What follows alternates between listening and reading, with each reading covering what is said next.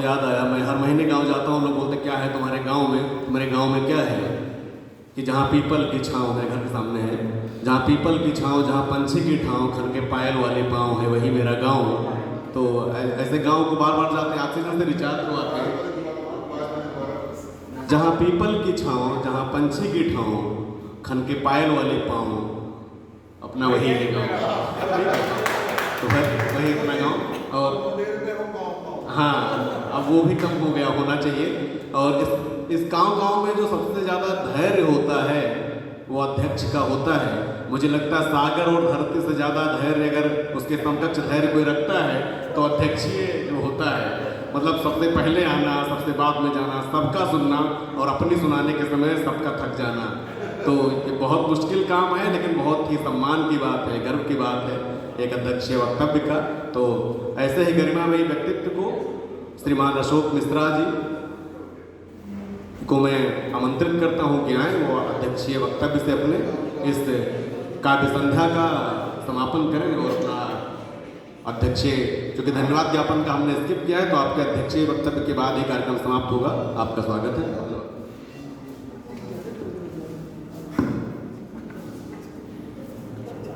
एषां न विद्या न तपो न दानं ज्ञानं न शीलं न गुणो न धर्मः ते मृत्युलोके भुवि भारभूता मनुष्य रूपेण विकासचरन्ति।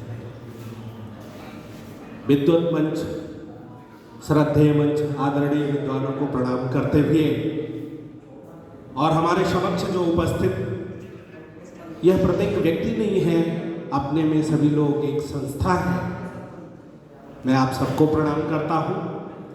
इस तरह के विद्वानों के कार्यक्रम को आयोजन करने के लिए बड़े भाई श्री विनयशील चतुर्वेदी जी, हमारे आदरणीय मित्र श्री मनोज कुमार श्रीवास्तव अनाम जी का विशेष रूप से मैं अभिनंदन करता हूँ। जब मैं इस सोसाइटी में आया तो मुझे लगा कि शायद एक घर लिया है और सोसाइटी ठीक ठाक सी लग रही थी, अपने अनुकूल थी तो ठीक है। लेकिन विगत वर्षों में जब श्री मनोज कुमार श्रीवास्तव जी और फिर हमारे बड़े भाई श्री विनयशील चतुर्वेदी जी का आगमन, या हमसे पहले से रहे होंगे, जब इस समाज में हिंदी को लेकर, कवियों को लेकर के चर्चा और विमर्श शुरू हुआ, तो ऐसा लगा कि हमारे जैसा स्वाभिमान और ये देश दुनिया के स्वाभिमान को संरक्षण करने वाले विद्वानों के बीच में रहने का जो गौरव प्राप्त हो रहा है, यही ईश्वर की महती अनुकंपा है, परम कृपा है। इस समाज में इन्होंने जो दीप प्रज्वलित किया है ज्ञान और विज्ञान का, विमर्श का जो दीप प्रज्वलित किया है, जिसे यह दिल्ली 99 ही नहीं, आसपास जहां भी आप जाएंगे, संपूर्ण आपके चरित्र से, आपके चेहरे से जो आभा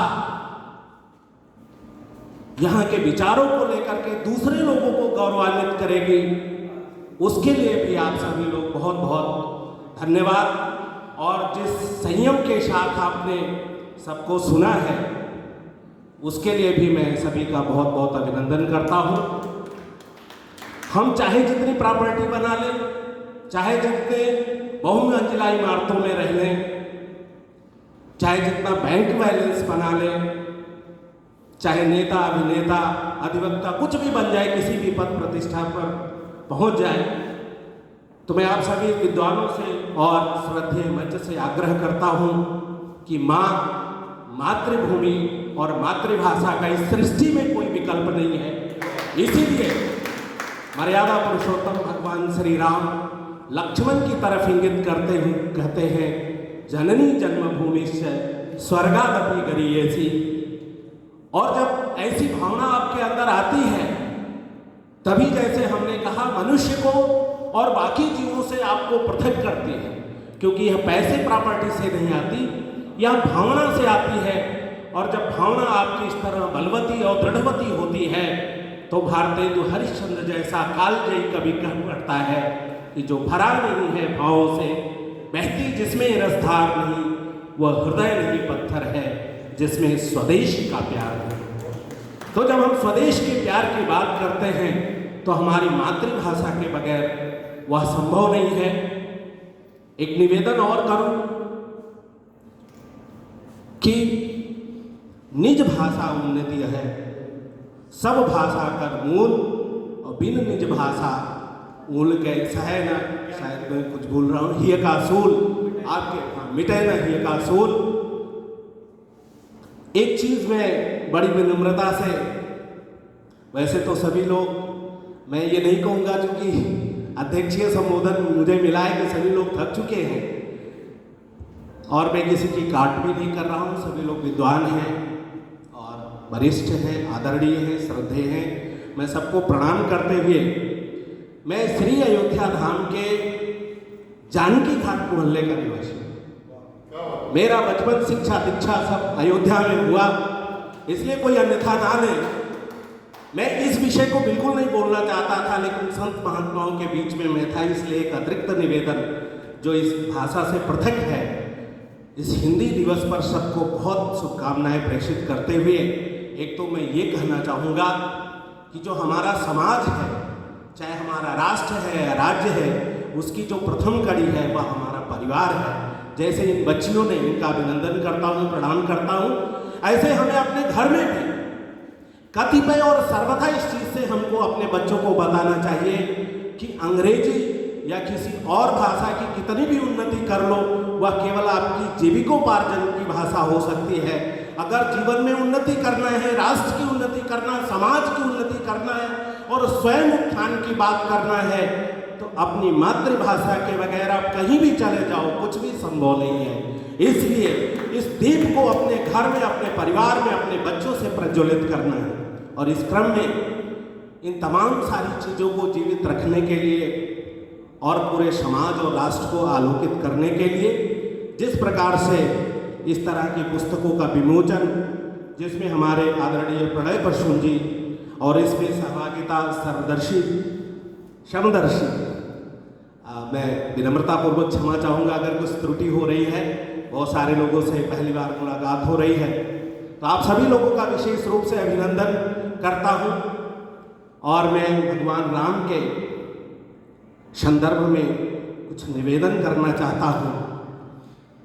जब भगवान आदिदेव, महादेव, देवों के देव भगवान शंकर कहते हैं, मंगल भवन या मंगल हारी द्रवौ सो दशरथ अजर बिहारी, वो दशरथ के आंगन में खेलने वाले राम जी कृपा करें तो बालक ही हूं।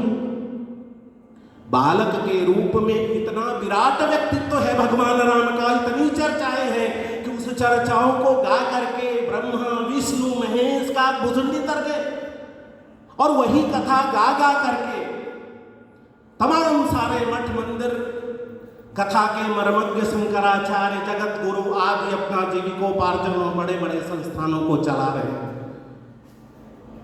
यहाँ तक वो स्वामी तुलसीदास जी महाराज कहते हैं, उनके बाल चरित्र की तो इतनी मैं सोच रहा था कि बाल चरित्र की इतनी विराटता जितनी राम जी की है, अगर उसका रंज मात्र भी आप ग्रहण कर लें तो बाई वर्थ बचपन से ही आपका पूरा जीवन सुगम और सार्थक और अनंतमय हो जाएगा।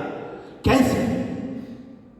एक विचार है, प्रातः काल उठ के रघुनाथा माता पिता गुरु नामी माथा। प्रातः काल उठ करके हमारे भगवान राम अपने माता पिता को चरण स्पर्श करते हैं। इतना ही नहीं, अपना नित्य का काम करने के लिए कहें, आयस मागी करहि पुर काजा, देखि चरित हर्षित मन राजा। और जब माताओं के और मित्रों की बात होती है तो कितना विराट चरित्र है। बचपन ठुमकी चलत रामचंद्र बाजत पे जनिया, और जब काकभुजुंडी जी उनके मुंह से रोटी का टुकड़ा छीनते हैं तो उसी मुंह में उनको अनंत ब्रह्मांड दिखाने का प्रयत्न हमारे राम जी करते हैं।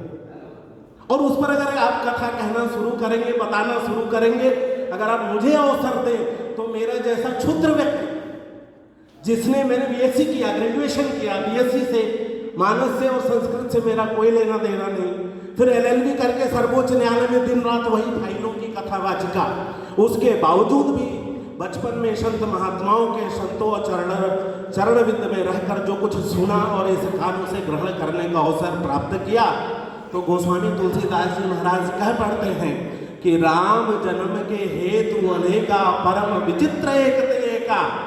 और भगवान शंकर माता पार्वती जी को बताते हुए कहते हैं कि जन्म एक दुई कहूँ बखानी, सावधान सुन सुमति भवानी। मैं तो एक दो जन्मों की वार्ता कर सकता हूँ। कहने का तात्पर्य है कि परब्रह्म परमात्मा। और एक अंतिम वाक्य में बताना चाहता हूँ भगवान राम के विषय में, बालकांड में आप पढ़ लेना। जब मनु शत्रुपा ने अनंत काल तक उनकी तपस्या की तो जानते हैं, ब्रह्मा आए, विष्णु आए, महेश आए, सबने कहा कि वरदान मांगो। विधि हरिहर तप देखिए पारा, मनु समीप आए बहुबारा। कहते कि ब्रह्मा विष्णु महेश नहीं चाहिए तो क्या कहते हैं कि शंभु विरंच विष्णु भगवान नाना। तो अगर इस पर एक एक प्रसंग पर आप उनके बचपन पर कथा कहना शुरू करेंगे तो न जाने कितनी समष्टि उसमें समाहित हो जाएगी। तो बहुत विराट बचपन था। और बाकी का चीज़ अगर मैं कहूँ तो उतना विराट नहीं था। तो मैं क्षमा पूर्वक, चूँकि मैं अयोध्या का था, तो मैं निवेदन करना चाहता था कि जो भगवान राम का विराट बचपन है वह एक एक चरित्र को न जाने कितने जीवन और समष्टि को समाहित करने वाला है। इस कार्यक्रम में पधारे हुए सभी सज्जनों का, आदरणीय श्रद्धेय विद्वानजनों का आदर सत्कार प्रणाम करते हुए, जिन लोगों ने इस कार्यक्रम में सहयोग प्रदान किया उनके प्रति भी आभार व्यक्त करते हैं। जिन्होंने इसमें अपने तन मन धन से किसी भी प्रकार से सहयोग किया, और विशेष रूप से हमारे सोसाइटी के श्री शीशा कुमार जी हैं, और हमारी आपकी उपस्थिति को इन्होंने यहाँ अपनी उपस्थिति से स्मरणीय बना दिया। सबका फोटो खींच करके, वीडियोग्राफी करके। विवेक मौर्य साहब हैं, इन्होंने समाज और हमारी सोसाइटी के विषय में बताया। यहाँ सभी लोग एक एक के विषय में अगर मैं चर्चा करूँ, सब अपने में मैंने निवेदन किया, सब अपने आप में संस्था हैं। हमारे राकेश गुप्ता साहब हैं, एक एक का नाम लेंगे तो बहुत सारे, ज्ञानेश्वर त्रिपाठी जी, राकेश यादव जी, सभी लोग यहाँ पर मातृशक्तियाँ भी विराजमान हैं, उनका भी मैं अभिनंदन और प्रणाम करता हूँ। और अधिवक्ता के रूप में आपने इतना अच्छा गज़ल प्रस्तुत किया तो यह भी हमारे लिए गौरवमयी बात है।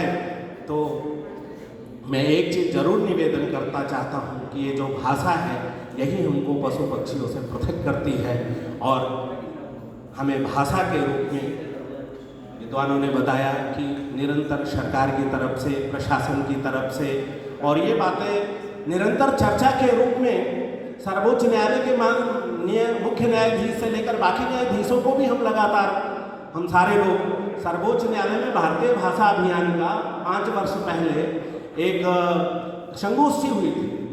उस संगोष्ठी को कराने और उसकी भी अध्यक्षता करने का सहयोग से मुझे ही सौभाग्य प्राप्त हुआ था, और उसका लेटर जो है वो माननीय न्यायाधीश, चीफ जस्टिस तक, प्रधानमंत्री सबके पास तक गया था। और मैं पुनः आप सबको प्रणाम करते हुए सभी के सहयोग के लिए और सबकी उपस्थिति के लिए बहुत बहुत धन्यवाद और वंदे मातरम।